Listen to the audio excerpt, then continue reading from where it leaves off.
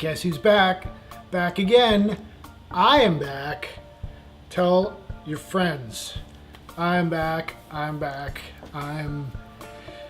See, the joke is it's like that Mr. Shady song, except instead of him being the one who's back, I'm the one who's back.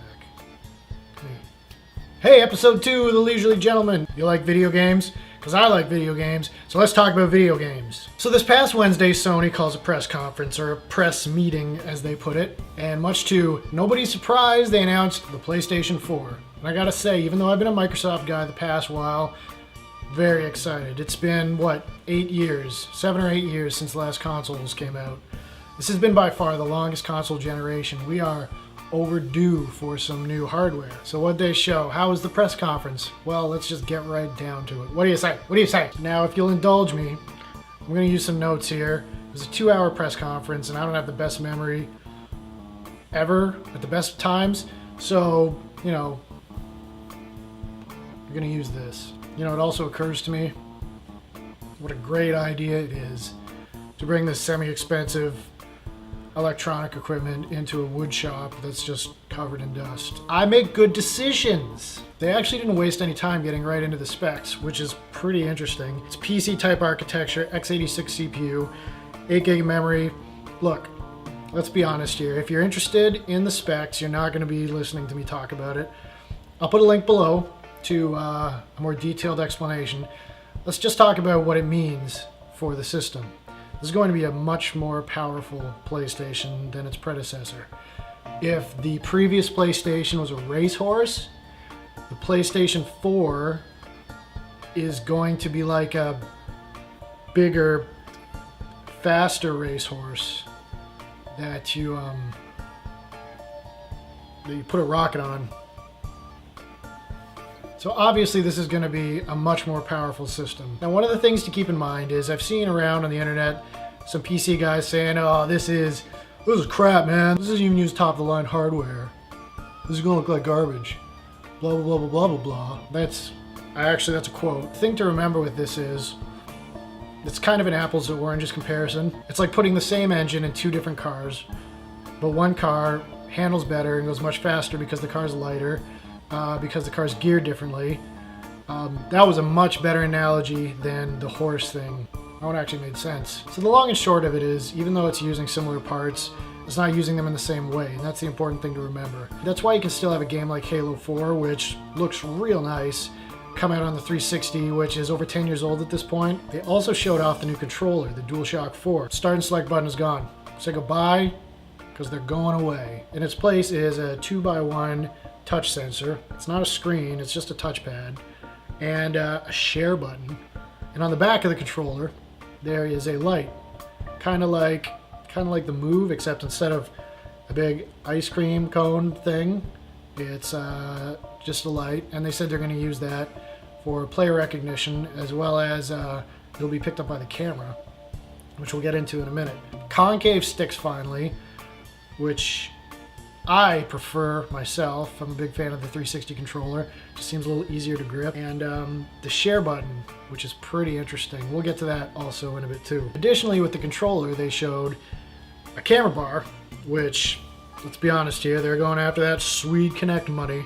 They didn't really get into detail about what that would be used for or what it would do, but I mean, come on, you've used a Kinect. It either works or it doesn't. I'm sure this is going to be more powerful.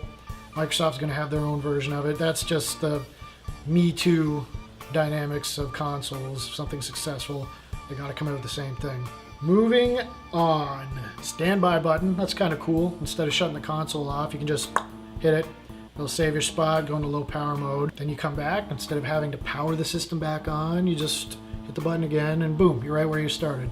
Not a huge deal, but it's kind of cool. They talked about being able to download a game and play it while it's still downloading in the background. Going back to that share button on the controller, you're going to be able to use that to upload video clips of your gameplay, screenshots. That's something that's become a lot more popular recently with Let's Plays on YouTube. That's kind of a huge deal, so they're trying to get in on that. They're partnering up with Ustream, which maybe you're a fan of that, maybe you're not. Now there's a chance down the road that maybe they announce a partnership with Twitch, but I would bet you a rocket-powered racehorse that when Microsoft announces their system, they're going to have Twitch on a big screen in the background.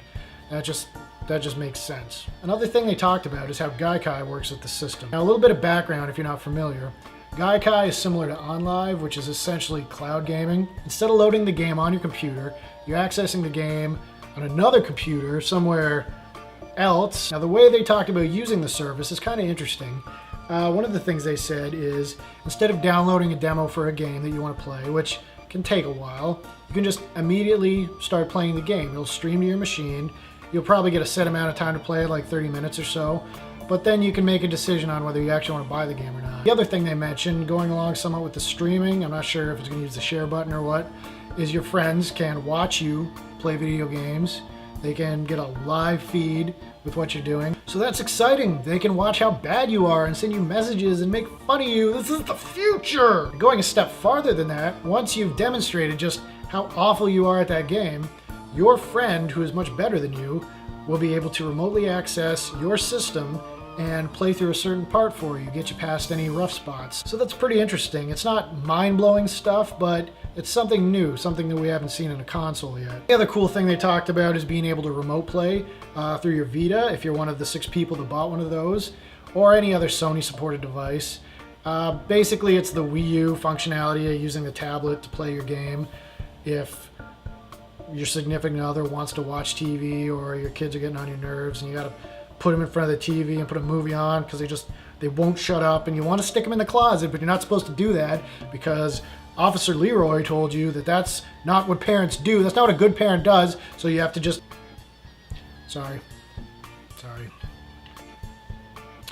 Moving on. After they spent a good amount of time talking about the features and the functionality, they got to the actual games. There were a couple kind of surprises. Most of the people that came up to show things you knew were coming. Killzone, Drive Club, the new Infamous. David Cage, the dude what made Heavy Rain, came out and talked about emotions and showed off his creepy old man simulator, so that was nice. Media Molecule showed off some move stuff, so like if you didn't already know that was going to continue in the next system, obviously it is. Capcom showed off a game called Deep Down, that's a working title. They tried to pretty it up and make it look like an actual gameplay demonstration. It pretty clearly wasn't. Even if that's running an engine and has a few tweaks here and there, the game looks amazing. Square Enix came out and showed off an old tech demo from last year's E3 and basically said, hey you guys, it's cool, we're making a Final Fantasy for this system. Ubisoft came out and showed off Watch Dogs again, which is essentially Person of Interest, the game. That game still looks nuts. And then what was probably one of the biggest surprises of the show, Blizzard came out. I'm going to admit to you right now, I got unreasonably excited by this. I'm a big StarCraft fan, and as unlikely as it would be, in the back of my mind I was thinking of StarCraft Ghost. I'm not going to get into that. It's a sad story.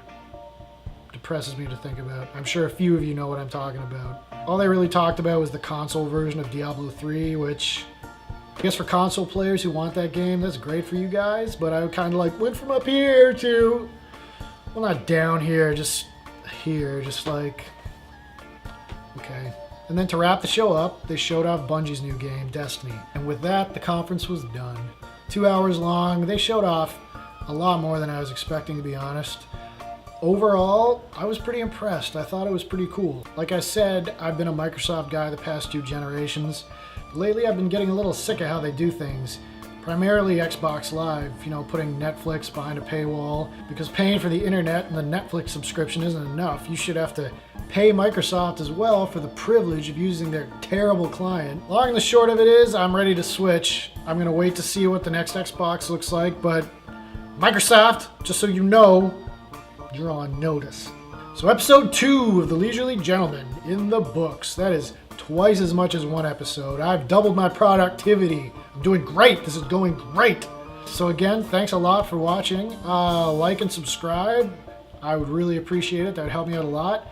And I should be back next week, probably with a book review. Want to know what it's about? Do you? You want to know? I can't tell you. Okay, I'll give you a hint. It's about ninjas. Okay, that's what the actual book's about. That's the entire thing.